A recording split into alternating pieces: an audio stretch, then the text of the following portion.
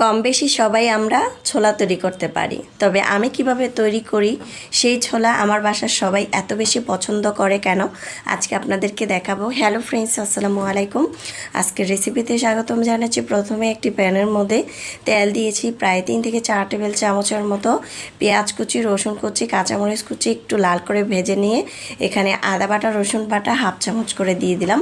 এখন আদা বাটা, রসুন বাটাটা সেম একটু ভেজে নেব। সুন্দর একটি ফ্লেভার আসলে দিয়ে দিব গরম মশলা, এলাচ আর দিয়ে দিব দারচিনি। দিয়ে তারপর এখানে কিছু গুঁড়া মশলা হাফ চামচ করে, হলুদ গুঁড়া, মরিচের গুঁড়া, ধনিয়ার গুঁড়া, জিরার গুঁড়া, পরিমাণ মতো লবণ আর গরম মশলার গুঁড়া আর একটু পরিমাণ পানি দিয়ে মশলাটাকে খুব ভালো করে কষিয়ে নেব। মশলা যত কষাবেন এই ছোলা খেতে তত বেশি ভালো লাগবে। এখন নেড়ে চেড়ে মিক্স করে নিচ্ছি। কষানো হয়ে গিয়েছে। এ পর্যায়ে আগে থেকে বুট ভিজিয়ে রেখেছিলাম। ভিজানোর পরে আমি এটা সিদ্ধ করে ধুয়ে পরিষ্কার করে নিয়েছি।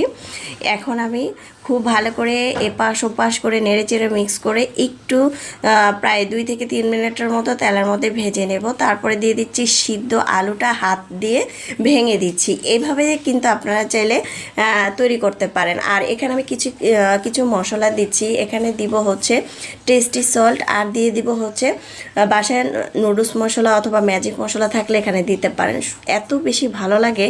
আর দিয়ে দিচ্ছি টমেটোটা দিয়ে এপাশ ওপাশ নেড়ে চেড়ে মিক্স করে তারপর আমি এখানে দিয়ে দিব হচ্ছে ধনে পাতা আর হচ্ছে ভাজা জিরার গুঁড়া, গরম মশলার গুঁড়া দিয়ে তারপর আমি একটি বাটিতে পরিবেশন করে নিচ্ছি। মাশাআল্লাহ, দেখতে যেমন সুন্দর হয়েছে খেতেও দারুণ মজা হয়েছিল। চাইলে ঝটপট এইভাবে কিন্তু তৈরি করে নিতে পারেন। দিয়ে দিচ্ছি পেঁয়াজ বেরেস্তা, ধনে পাতা উপর থেকে ছিটিয়ে।